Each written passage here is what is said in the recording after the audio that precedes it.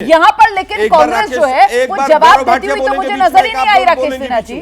मुझे एक बार भी वो जवाब नहीं मिला और आलोक शर्मा जी मुझे बार बार कह रहे हैं कि मैं सुन नहीं रही हूं चुपचाप। मैंने अब प्रवचन देने के लिए तो नहीं बुलाया सर, जो मैंने सवाल पूछा उसका जवाब मुझे मिल नहीं रहा है। मैं फिर से दोहरा दूं कि राहुल गांधी राजनीति कर रहे हैं, राहुल गांधी बीजेपी का विरोध करें, हमें कोई आपत्ति नहीं है भाई, उनका काम है, वो विपक्ष के अंदर है, वो आरएसएस की आलोचना करें, जो वो करते आए हैं सर, उसको लेकर हम लोग चर्चा करते हैं। लेकिन आज तकलीफ एक भारतीय नागरिक के तौर पर इस बात की मुझे हो रही है कि साहब राहुल गांधी आरएसएस बीजेपी का विरोध करते करते देश की सरकार और देश उसमें फर्क करना ही भूल गए। क्या कह रहे हैं राहुल गांधी?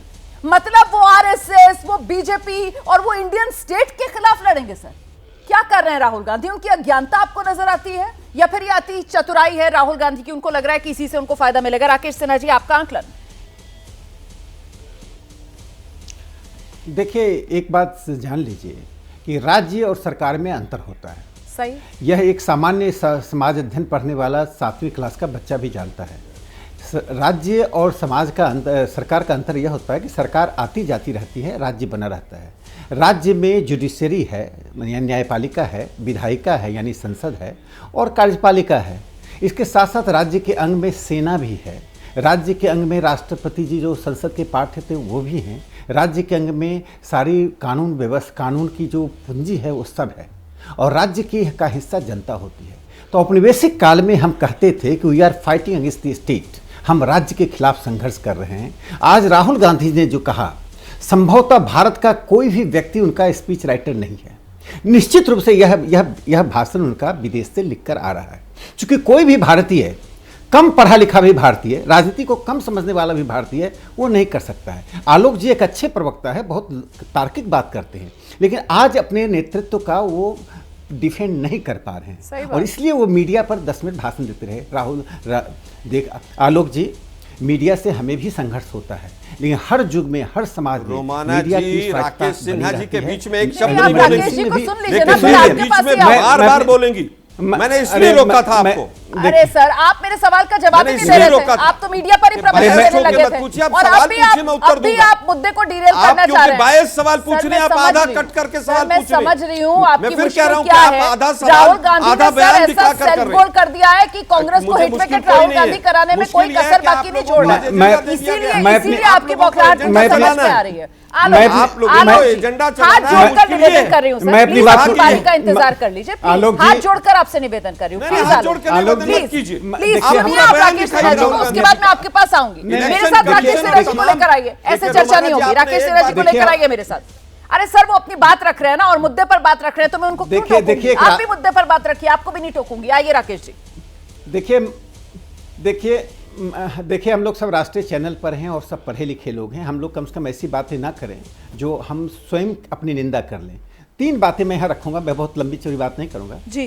कि राहुल गांधी ने जो आज स्टेट के खिलाफ संघर्ष कहा, वो संभवतः यह नक्सल का शब्द है, यह शब्द विदेशियों का शब्द है, यह शब्द तब प्रयोग किया जाता जब औपनिवेशिक काल था, यानी सिविल वार की बात कर रहे हैं और अराजकता को आमंत्रित कर रहे हैं। अरविंद केजरीवाल के साथ रहते रहते हुए स्वयं अरविंद केजरीवाल बनते जा रहे हैं। एक दूसरी बात मैं यहाँ कहना चाहता हूँ, राहुल गांधी कहते हैं संघ ने सभी संस्थाओं को कब्जा कर लिया। मैं एक उदाहरण देता हूँ, देश का सबसे प्रीमियर इंस्टीट्यूशन इस देश में है, जो नई दिल्ली में स्थित है, 3 मूर्ति में है। हम सब वहाँ पढ़ने लिखने जाते हैं, देखने जाते हैं। नेहरू मेमोरियल म्यूजियम लाइब्रेरी होता था, उसमें पंडित नेहरू जी का था, ठीक है, प्रथम प्रधानमंत्री थे, उनका रखा गया था, मुझे कोई आपत्ति नहीं है।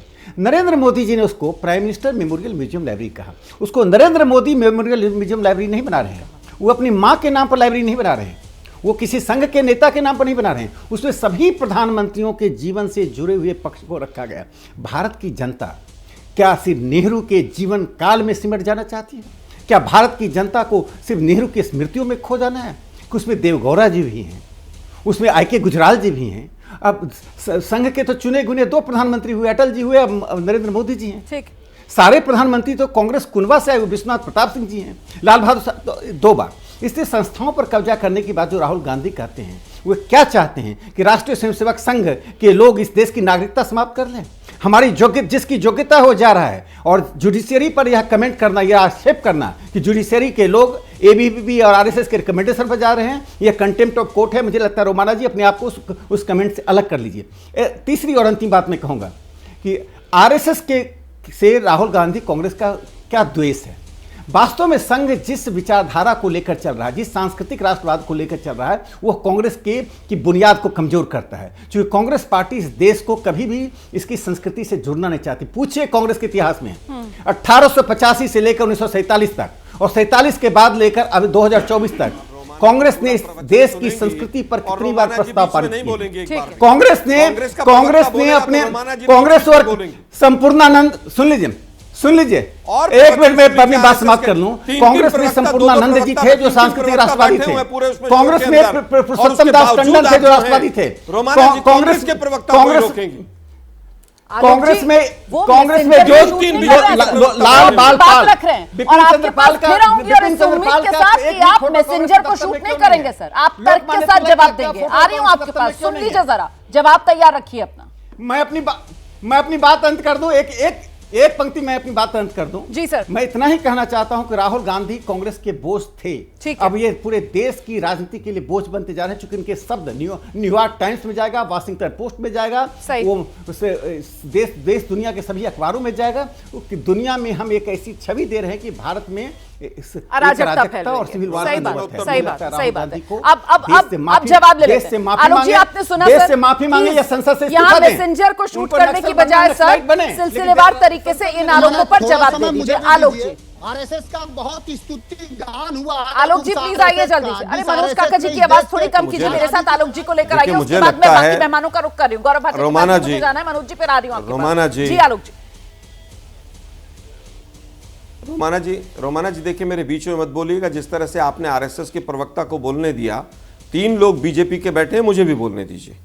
पंडित नेहरू से बात शुरू करते हैं। पार्टी वाले हैं, पंडित नेहरू के मेमोरियल को क्यों बदल दिया? बता दिया, ठीक है, बस इतना बता रही थी। चलिए, मैं तो आपको इंक्लूड कर रहा हूं ना, मैं तो आपको इंक्लूड कर रहा हूं तीसरा। अब सर क्योंकि मेरे मन में तो कोई मैल था नहीं सर, इसलिए मुझे तो समझ में नहीं आया कि आप मुझे इंक्लूड कर रहे हैं। मैं तो एंकर हूं सर, मैंने तो इतना सोचा ही नहीं सर। अब आप खुद ही डिरेल कर रहे हैं, प्लीज जवाब दे दीजिए सर। इसीलिए मैंने पहले ही कहा कि मैसेंजर को शूट मत कीजिए सर। मेरे मन में ना कोई चोर है ना कोई मैल है। आलोक जी, आपके पास जवाब नहीं है, ये मैं समझ रही हूँ, और फिर नॉनस्टॉप आपको समय दे रही हूँ बोलने के लिए। आपका समय शुरू हो रहा है सर। देखिए दर्शक देख रहे होंगे कि कितना नॉनस्टॉप आप बोलती हैं, मुझे नहीं बोलने देती। वापस आता हूं मुद्दे पर। पंडित नेहरू से शुरू करते हैं।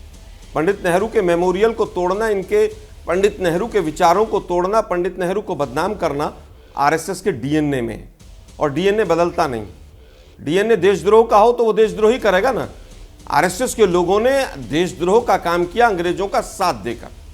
स्वतंत्रता सेनानियों की मुखबरी करके इन्होंने पूरी तरह से देशद्रोह का काम किया। हम कह रहे हैं आप मेमोरियल बना देते, 4 बनाओ ना मेमोरियल, किसने मना किया? आप प्रधानमंत्रियों के मेमोरियल बनाना चाहते हैं, आप 10 बनाइए, लेकिन पंडित नेहरू के जो मेमोरियल हैं उसको हम बदलेंगे, ये मानसिकता है, ये कुत्सित मानसिकता है, इसका हम विरोध करते हैं। दूसरी चीज, इन्होंने कहा साहब राज्य में तो विधायिका है। अरे भाई विधायिका को कौन बनाता है? Election commission. इलेक्शन कमीशन अगर बायस्ड है और लाखों वोट नए जुड़ जाएंगे और इलेक्शन कमीशन पक्षपात पूर्ण तरीके से काम करेगा तो स्वाभाविक है कि इलेक्शन कमीशन के खिलाफ हम लड़ाई लड़ेंगे, हम न्यायालय में भी जाएंगे, हम सड़कों पर भी लड़ेंगे, संसद में भी लड़ेंगे। बात आती है फिर कार्यपालिका की। कार्यपालिका की आज हालत यह है कि तमाम जितने अधिकारी हैं घुटने टेक कर बैठे हुए हैं, किसी की हिम्मत नहीं है सरकार से सवाल पूछ सके। सीएजी की क्या हालत कर दी है तो आपने भी देखा, हमने भी देखा है। जिस तरह से न्यायपालिका के ऊपर मैंने प्रश्न उठाया, न्यायपालिका के तमाम जो फैसले हैं वो तमाम कटघरे में खड़े हुए हैं। कल ही सुप्रीम कोर्ट ने एक फैसले पर अहमदाबाद हाई कोर्ट के ऊपर जो सवाल उठाया है वो शायद किसी मीडिया ने नहीं दिखाया होगा कि रेप के अंदर 3 साल की सजा दे दी गई है। राहुल गांधी के ऊपर भी इतना मोटा बंडल लगाया था वहां से अहमदाबाद हाई कोर्ट में, और उसके बाद सुप्रीम कोर्ट ने क्या किया था वो भी देखा होगा। आप देखिए कि किस तरह से एक विचारधारा के लोग जुडिशरी में घुस रहे हैं। हालत यह है कि मोदी जी का हाई कोर्ट के अंदर जन्मदिन मनाने का काम हो रहा है। क्या ये सही नहीं है? क्या ये देशद्रोह नहीं है? आप लोग केवल और केवल बीजेपी की भाषा बोलते हैं रोमाना जी, इसलिए आप लोगों के ऊपर गुस्सा आता है। राहुल गांधी जी ने जो बात कही है वो पूरा परिप्रेक्ष्य में सुनाइए उस बात को। उस बात को उन्होंने इलेक्शन कमीशन के मामले में बोला है कि जिस तरह से इलेक्शन कमिश्नर की रिक्रूटमेंट है, तमाम चीजें हैं, वो गलत है। आपने चंडीगढ़ में देखा होगा कौन था वो मसीह? वो मसीह आज भी क्यों खुला घूम रहा है, जिसने पूरी तरह से लोकतंत्र की हत्या की। ना इलेक्शन कमीशन ने उसके ऊपर कोई कार्रवाई की, ना सुप्रीम कोर्ट ने कोई कार्रवाई की। वो व्यक्ति एक दिन भी जेल के अंदर नहीं गया। तो क्या इलेक्शन कमीशन से हम लड़ाई करें कि नहीं करें? टीवी चैनल्स पे 4-4 प्रवक्ता आप लोग बैठ जाते हैं बीजेपी की तरफ से। ठीक है, हम लोग अकेले लड़ रहे हैं। ठीक है, हम देश के लिए लड़ रहे हैं, आपके लिए लड़ रहे हैं। ठीक है सर, ठीक है।